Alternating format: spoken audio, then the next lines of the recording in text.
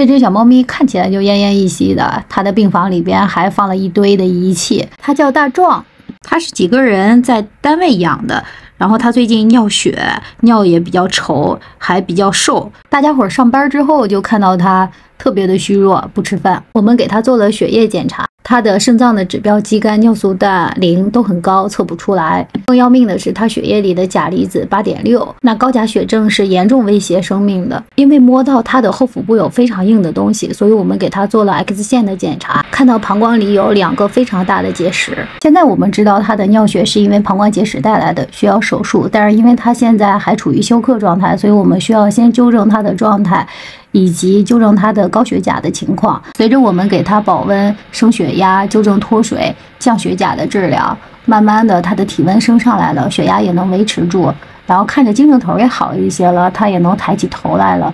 在输液的过程中呢，他还尿了2次，然后呢，他状态好一些了，我们又给他重新测了一次血气，血钾已经从8.6降到了5.7，相对安全一些了。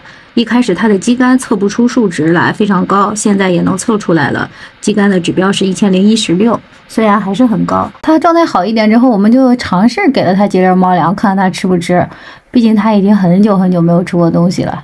好家伙，没想到他嘴还挺壮的，就一给就吃，吃的还不错。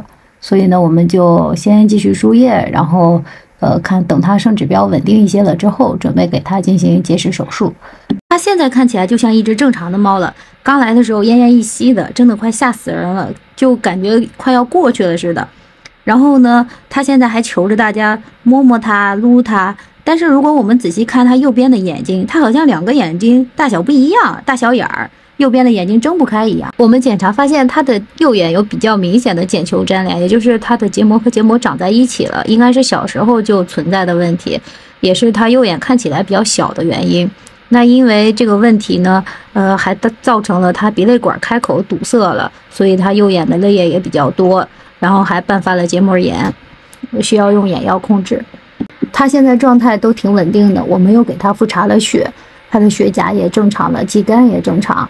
那我们就给他准备进行膀胱结石取出的手术了。大壮的手术进行得非常顺利，这是他刚从手术室出来时候的样子，看起来还有点懵懵的，跟喝醉酒似的，摇头晃脑的。但是他醒的其实还挺快的。噔噔噔噔，这个呢就是我们从膀胱里取出来的他的2个大结石，就是 X 线片上面我们看到的那2个大的。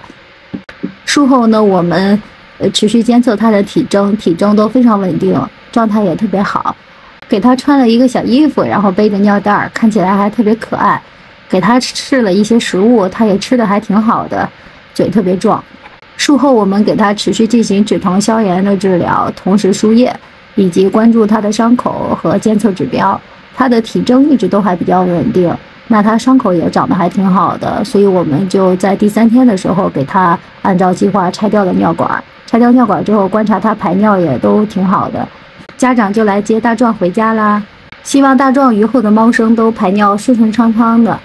今天的故事就分享到这里了，感谢大家的聆听，欢迎点赞关注我们的频道，有问题的话可以在评论区进行提问哦。我们下期再见喽。